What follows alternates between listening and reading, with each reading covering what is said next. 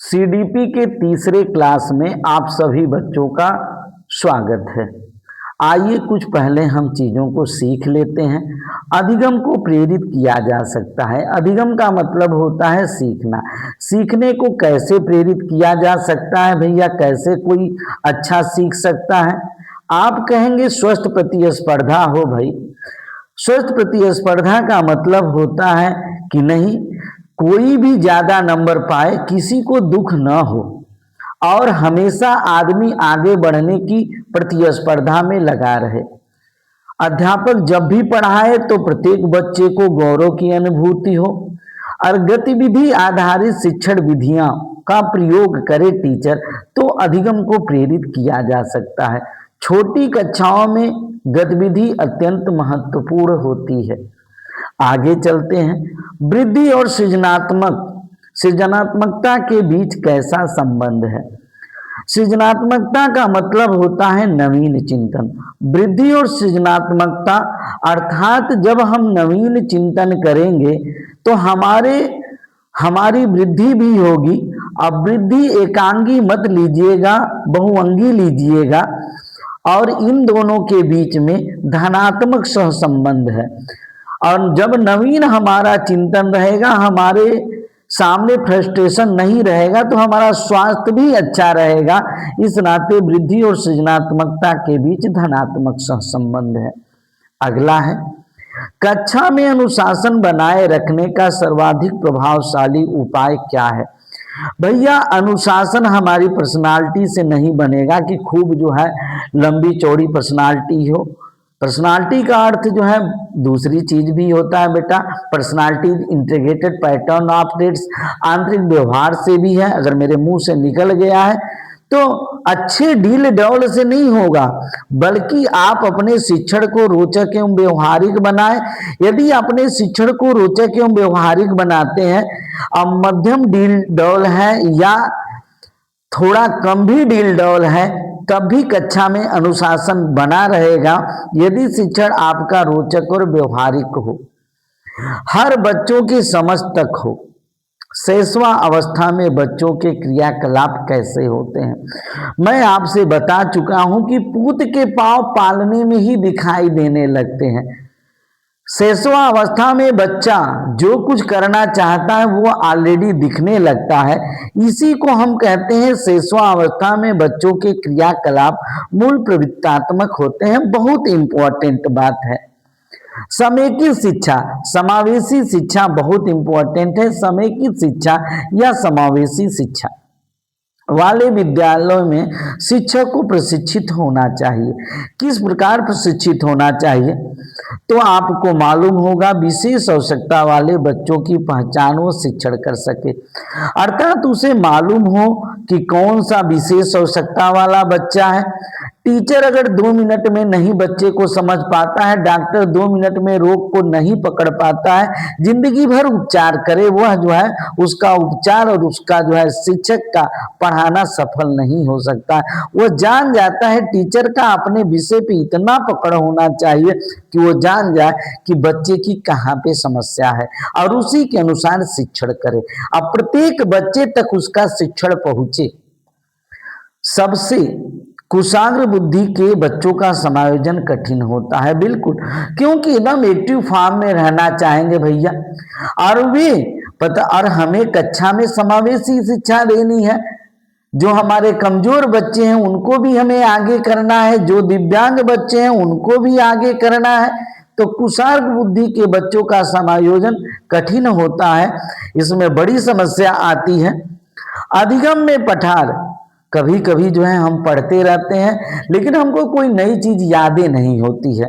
सीखने में जिसको हम स्थिरता कहते हैं, सीखने की प्रक्रिया की स्वाभाविक स्थिति माननी चाहिए। कभी कभी जीवन में ऐसा होता है हम कुछ भी नहीं सीख पाते हैं और एग्जाम समय जब एकदम करीब आता है, और यूपी टेट जो है अगर आपका कब है, जनवरी में है, तो भैया खिचड़ी के बाद एकदम आप नहीं सीख पाएंगे। वह अधिगम में पठार आ जाएगा, वो स्वाभाविक स्थिति माननी चाहिए। विद्यार्थी की प्रवृत्ति बदलनी है। भैया प्रवृत्ति जो है उसकी कब बदलेगी? जब उसके समूह के सभी सदस्यों की प्रवृत्ति जो है हम बदलेंगे तब। और समूह के सदस्यों की प्रवृत्ति जो है सही नहीं है, कुप्रवृत्ति है, तो विद्यार्थी की प्रवृत्ति भी कुप्रवृत्ति रहेगी। अब आगे चलते हैं। अल्प वयस्क बच्चों के अधिगम में माता पिता की भूमिका कैसी होनी चाहिए? भैया अल्प वयस्क, अभी हमारा बच्चा वयस्क नहीं हुआ है, उसकी अधिगम में माता पिता की भूमिका कैसी होनी चाहिए? माता पिता जब तक बच्चा वयस्क न हो जाए, जब तक उसकी उम्र 25 साल तक न हो जाए, जब तक वह जो वयस्कता तो आप कहेंगे सर 18 के बाद आ जाती है, लेकिन 25 साल तक किस समय बच्चे को सपोर्ट करना होगा। अब बच्चियों को 21 साल तक यदि वो सफल हो जाते हैं तो ठीक है, नहीं तो शादी विवाह भी कर दिया जाना चाहिए। समाज की दुश्चिंताओं से अगर बचना है तो अल्पवयस्क बच्चों की अधिगम में माता पिता की भूमिका अग्र सक्रिय होनी चाहिए।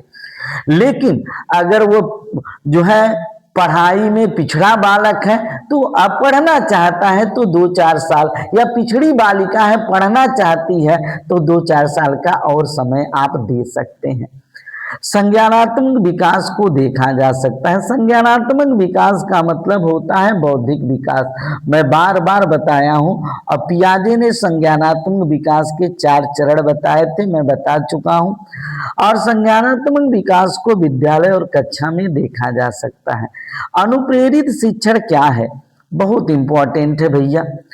जब अनुप्रेरित शिक्षण रहेगा तो बच्चों द्वारा प्रश्न पूछना होगा। आप कहेंगे सर यहाँ पे तो आप प्रश्न नहीं पूछते हैं, अभी हम आपका टेस्ट लेंगे।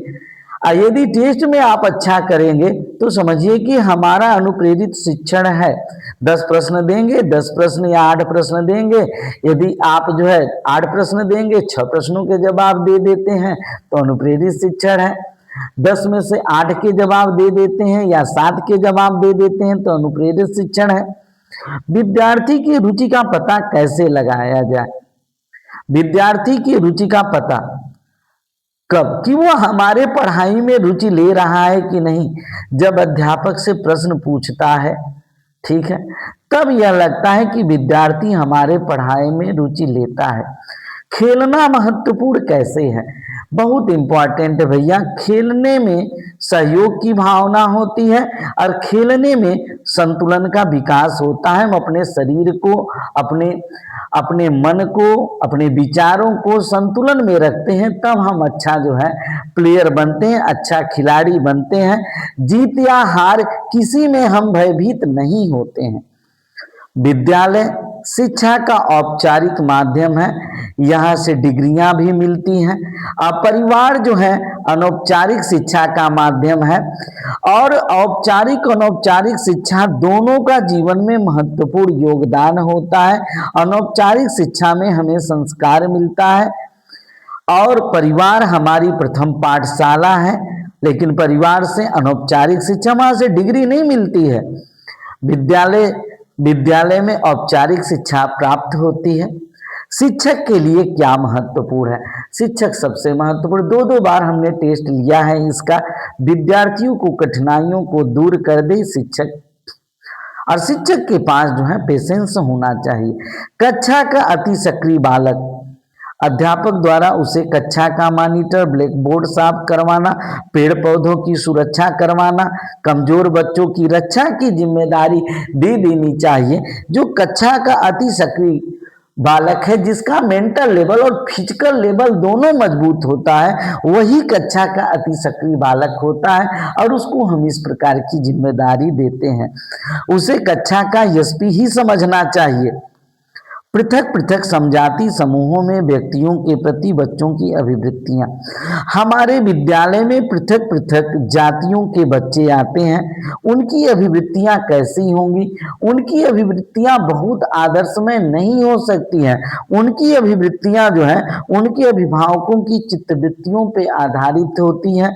जैसा उनके अभिभावक सोचते हैं उस प्रकार की सोच वे लेके आते हैं, लेकिन हम उनके सोच में अपने पढ़ाई के द्वारा अपने और उनके अधिगम के द्वारा उनको परिमार्जित, परिष्कृत और परिशोधित कर सकते हैं और वे सही तरीके से सोचने लगे। अब चलिए टेस्ट के लिए आप लोग तैयार हो जाइए। आज के टेस्ट का पहला प्रश्न, क्रिया प्रसूद अधिगम सिद्धांत को प्रतिपादन किया है हेगार्टी, हल, थांडाइक, स्किनर। आपको आ रहा है तो आप टिक कर लीजिए। चलिए, थांडाइक ने उद्दीपक अनुक्रिया सिद्धांत दिया था, हल ने प्रबलन सिद्धांत दिया था, स्किनर ने क्रिया प्रसूद अधिगम सिद्धांत दिया था। क्रिया प्रसूद अधिगम क्या होता है? भैया, हम अगर क्रिया करेंगे, अगर हम बार बार पढ़ेंगे तो हमें ज्ञान की प्राप्ति होगी। यदि हम मेहनत करेंगे तो हमें नौकरी भी मिलेगी। अगर बार बार हम क्रिया करेंगे, परीक्षा को देख के पढ़ना, उद्दीपक को देख के अनुक्रिया करना, ये थांडाइक का था। और क्रिया हम करते जाएं और हमारा अधिगम बिल्कुल प्रभावित होगा, यह क्रिया प्रसूद अधिगम सिद्धांत बीएफ स्किनर का था। दूसरे नंबर पे चलते हैं। निम्न में से कौन तरल क्रिस्टली बुद्धि के प्रतिमान के प्रतिपादक थे? भैया, वर्णन, कैटल, थांडाइक, स्किनर। तो भैया, तरल क्रिस्टली बुद्धि के प्रतिमान के प्रतिपादक कैटल थे। कैटल ने बताया था कि मनुष्य में दो प्रकार की बुद्धि होती है, एक ठोस बुद्धि होती है और दूसरा जो है तरल बुद्धि होती है। तरल बुद्धि आनुवांशिक होती है और ठोस बुद्धि जो है शिक्षण और प्रशिक्षण के द्वारा जो है प्राप्त होती है। अगला प्रश्न बड़ा इंपॉर्टेंट है। औसत बुद्धि वाले बच्चों का बुद्धि लब्धि स्तर क्या होगा? ये टर्मन की सारणी से प्रश्न पूछा गया है। 90 से 109, 80 से 89, 70 से 79, 110 से 114। तो औसत बुद्धि वाला बच्चा आपको मालूम होना चाहिए उसकी बुद्धि लब्धि का स्तर 90 से 109 होगा। अब अगला प्रश्न आप करिए। सीखने में प्रयास व भूल के सिद्धांत का प्रतिपादन किसने किया? बहुत इंपॉर्टेंट है। Thorndike, Pavlov, Kohler, gestalt. हम कहेंगे कि नहीं, थांडाइक का प्रयत्न व भूल का सिद्धांत था। बहुत इंपॉर्टेंट है। अब आते हैं पांचवें प्रश्न पे। पूर्व अनुभव के आधार पे संवेदना को अर्थ प्रदान करना क्या कहलाता है? हमारे मन में संवेदना है और उसको पूर्व अनुभव के आधार पे आपके बीच में हम अर्थ प्रदान कर रहे हैं। आप बताइए क्या कहा जाता है? पहला है स्मृति। प्रत्यक्षीकरण है बेटा, प्रत्यक्षीकरण नहीं है, प्रत्यक्षीकरण उसको बना लीजिएगा। और फिर उसके बावजूद जो है कोहलर और गेस्टाल्ट। तो भैया, यहाँ पे ये कहा जाता है पूर्व अनुभव के आधार पे संवेदना को अर्थ प्रदान करना प्रत्यक्षीकरण कहलाता है। बहुत इंपॉर्टेंट है। और चलिए अब जो है आगे हम लोग चलते हैं और उस स्थिति में देखते हैं। 5 में आप लोग मिला लीजिएगा कितने प्रश्नों का आप लोगों ने सही आंसर दिया है। क्रिया प्रसूत स्किनर का, तरल क्रिस्टली बुद्धि कैटल का, औसत बुद्धि 90 से 109, सीखने का सिद्धांत थांडाइक ने, अपूर्व अनुभव के आधार पर संवेदना प्रत्यक्षीकरण कहलाता है। अब आते हैं 6वें प्रश्न पे। बुद्धि के द्विकारक सिद्धांत का प्रतिपादन किसने किया था? वर्णन, थांडाइक, स्टर्न, स्पीयरमैन। तो आप लोग पढ़े होंगे तो आपको मालूम होगा। ट्रिक कर लीजिए पहले आप लोग। जी फैक्टर, यस फैक्टर। जी फैक्टर सामान्य बुद्धि सबके अंदर होती है। स्पेशल बुद्धि, विशिष्ट बुद्धि जो है कुछ लोगों के अंदर होती है, या सब मनुष्यों में कुछ विशिष्ट बुद्धि होती है। इस इस चीज का ऑप्शन कौन सा सही होगा? तो आप कहेंगे बुद्धि के द्विकारक सिद्धांत का प्रतिपादन स्पीयरमैन ने किया था। 12 से 16 वर्ष के बालकों हेतु हिंदी में डॉक्टर एम जलोटा ने कौन सा परीक्षण जो है प्रतिपादित किया था? 12 से 16 वर्ष के बच्चों का बुद्धि परीक्षण लेना है।